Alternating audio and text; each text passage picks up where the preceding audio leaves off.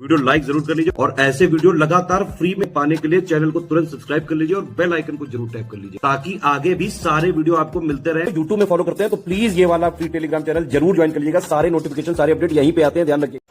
नमस्कार दोस्तों, उत्तर प्रदेश जीके के एक और वीडियो में आपका स्वागत है। होली हो चुकी है, आपके दिमाग से खुमार उतर चुका है तो वापस से अपनी पढ़ाई के ट्रैक पे आ जाइए दोस्तों।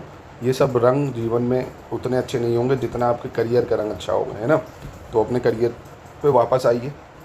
सबसे इम्पॉर्टेंट चीज़ आप देखें, उत्तर प्रदेश के प्रमुख बांध परियोजनाएं। जैसे ही ये यूपी की खत्म होगी आपको शानदार 1000 MCQ की प्रैक्टिस कराऊंगा। यूपी के यूपी पीसे तो यारो बेहतरीन आपकी तैयारी हो जाएगी। तो चलिए इसको देखते हैं। सोनभद्र जिले में पिपरी नामक स्थान पर रिहंद नदी पर 1963 में जो एक रिहंद बांध परियोजना बनी थी उसकी ऊंचाई 91 मीटर है। तो इसमें आपको क्या याद रखना है, रिहंद नदी पे जो है 1963 में रिहंद बांध परियोजना बनी, सोनभद्र में ही है। ललितपुर जिले में बेतवा नदी पर उत्तर प्रदेश और MP की 1975 में संयुक्त राजघाट बहुउद्देशीय परियोजना बनाई गई है। ललितपुर जिले में बेतवा नदी पर उत्तर प्रदेश MP की 1958 में माता टीला बहुउद्देशीय परियोजना बनाई गई है। तो ऐसे एग्जाम में पूछेगा कि माता टीला बहुउद्देशीय बांध परियोजना किस नदी पे है, तो बेतवा नदी पे है। कहाँ पे है, ललितपुर में है। राजघाट बहुउद्देशीय परियोजना पूछ लेगा कहाँ पे है, बेतवा नदी पे है, ये भी ललितपुर में है, ठीक है ऐसे। और सोनभद्र में कन्हार नदी पर कन्हार बांध परियोजना है। तो कन्हार बांध परियोजना कन्हार नदी, सोनभद्र।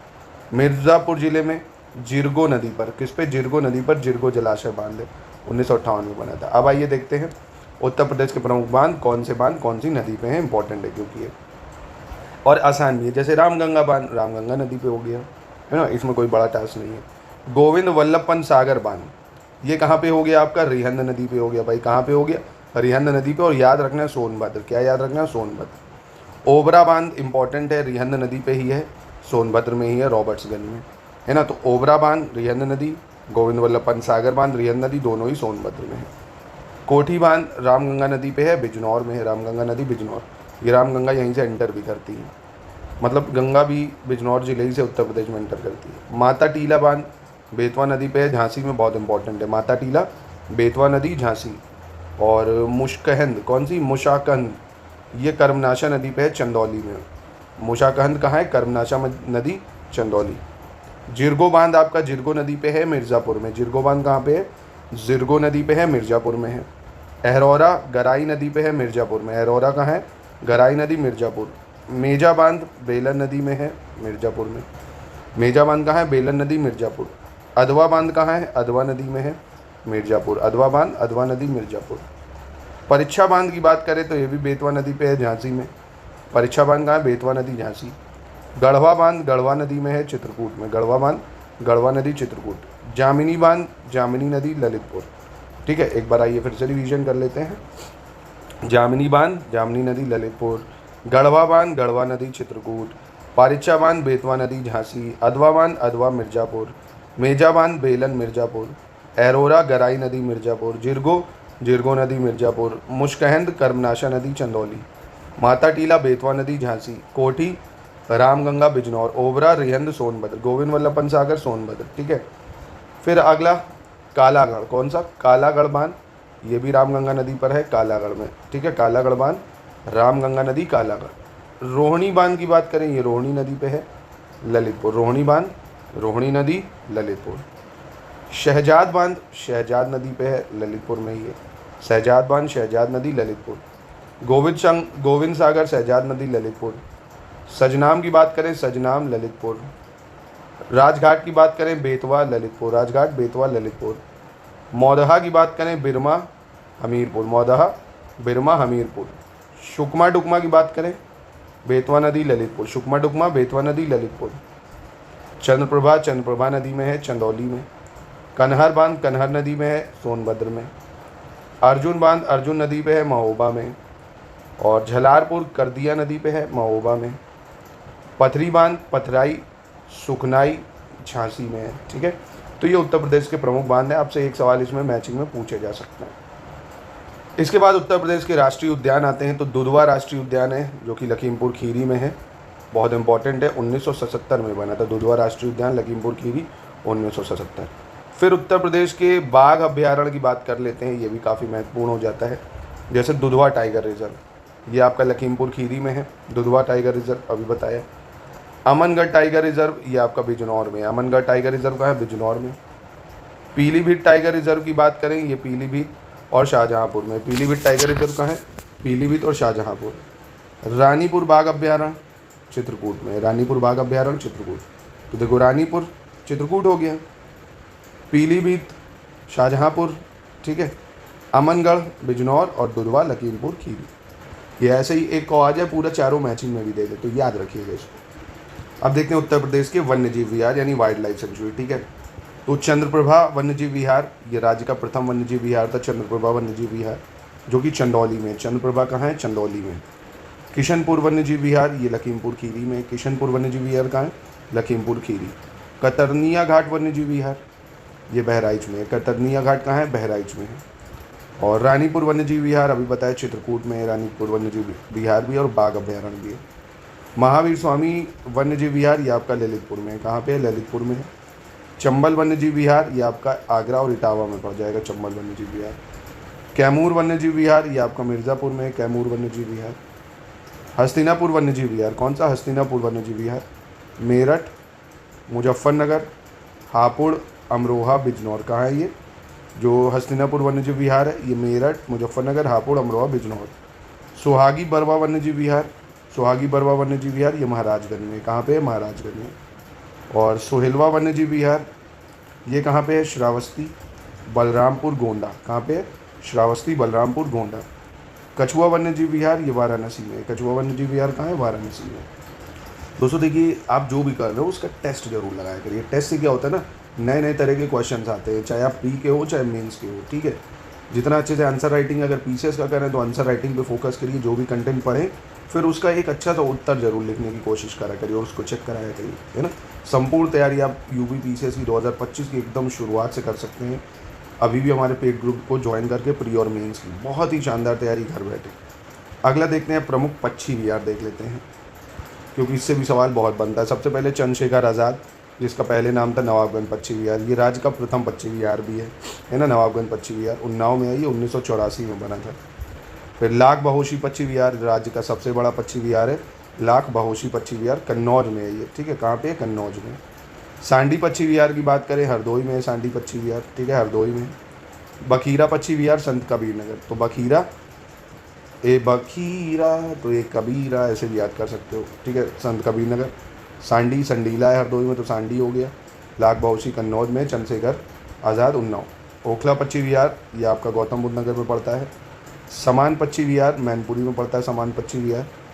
विजय सागर पक्षी विहार, ये महोबा में विजय सागर पक्षी विहार। पटना पक्षी विहार, जो राज्य का सबसे छोटा पक्षी विहार है, एटा में है ना। पटना पक्षी विहार राज्य का सबसे छोटा पक्षी विहार एटा में। सुरहतुल पक्षी विहार की बात करें अगर, तो ये बलिया में। सुरहतुल पक्षी विहार कहाँ है? बलिया में। सुर सरोवर पक्षी विहार की बात करें तो ये आगरा इटावा में। सुर सरोवर पक्षी विहार कहाँ है? आगरा इटावा। डॉक्टर भीमराव अंबेडकर पक्षी विहार कहाँ है? प्रतापगढ़ में। डॉक्टर भीमराव अंबेडकर पक्षी विहार कहाँ है? प्रतापगढ़। पार्वती आर्गा पक्षी विहार, ये कहाँ पे है? गोंडा में है। पार्वती आर्गा कहाँ है? गोंडा में। और शमशापुर पक्षी विहार, ये कहाँ पे है? रायबरेली में। शमशापुर पक्षी विहार कहाँ है? रायबरेली में। शेखा झील की बात करें तो अलीगढ़ में। शेखा झील कहाँ है?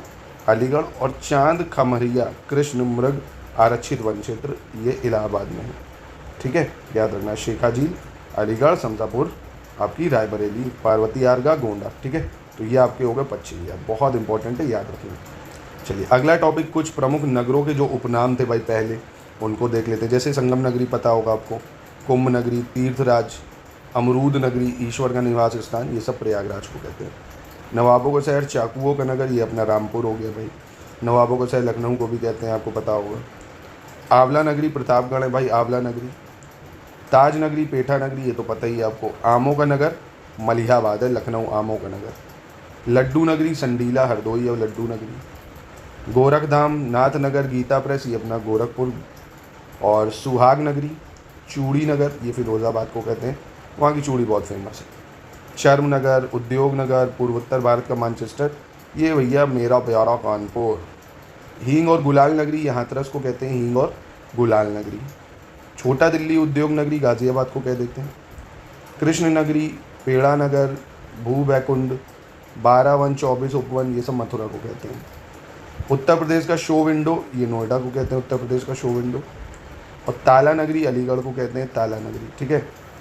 फिर रामनगर राम जन्मभूमि ये तो पता ही भी है आपको।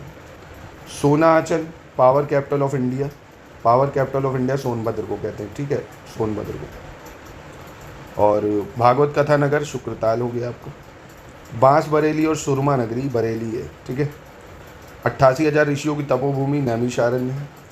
नवाबों का शहर, बागों का नगर, नज़ाकत नफाशत का शहर लखनऊ। कैंची नगर क्रांति नगर मेरठ है भाई, क्योंकि यहीं से विद्रोह 1857 में शुरू हुआ था।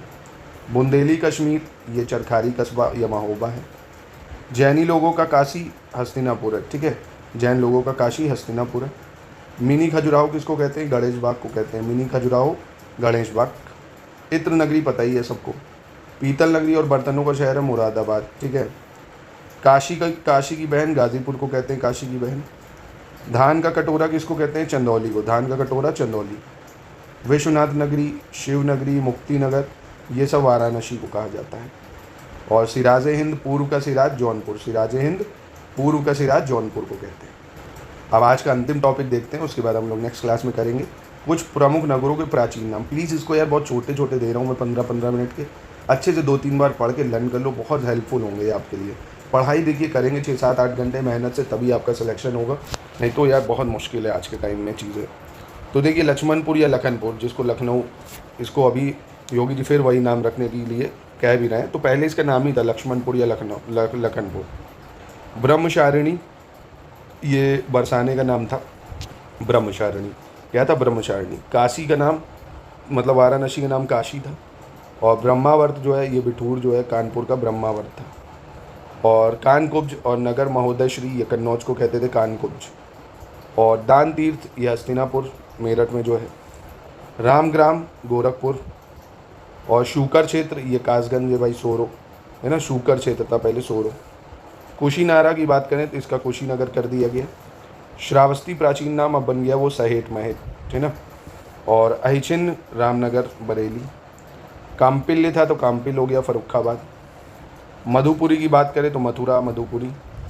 चंद्रवार चंद्रनगर जिसको फिरोज़ाबाद कर दिया गया भाई। पिपरवा की बात करें कपिलवस्तु। और हरिगढ़ कोयल या कोल इसको अलीगढ़ कर दिया गया, है ना, हरिगढ़ नाम था इसका, इसको अलीगढ़ कर दिया गया। अयोध्या की बात करें अयोध्या धाम कर दिया गया इसको। कान्हापुर कानपुर बन गया। ऋषिपतन और सिंहपुर की बात करें सारनाथ वाराणसी। बलवंत नगर झांसी, है ना, बलवंत नगर झांसी, ठीक है। तो इतना टॉपिक आज का आपको करना है। मिलते हैं हम लोग कल के वीडियो में दोस्तों, और भी महत्वपूर्ण चीज़ें करेंगे। बाकी आप हमारे पेड ग्रुप में जुड़ना चाहते हैं हम लोगों से, तो इन नंबरों पर जुड़ के पूरे डाउट ग्रुप में जुड़ के study material, current affairs, practice के लिए आपको एक लेटेस्ट इन पैटर्न के टेस्ट और क्विज, बहुत सारी चीज़ें प्रोवाइड कराई जाती है जितनी एग्ज़ाम के लिए ज़रूरी है सिर्फ, है ना। सारे वो टूल्स बिना जिसके एग्ज़ाम नहीं निकल सकता, तो वो सभी हम देंगे आपको, सिर्फ और सिर्फ उतना जितना सिलेक्शन के लिए ज़रूरी।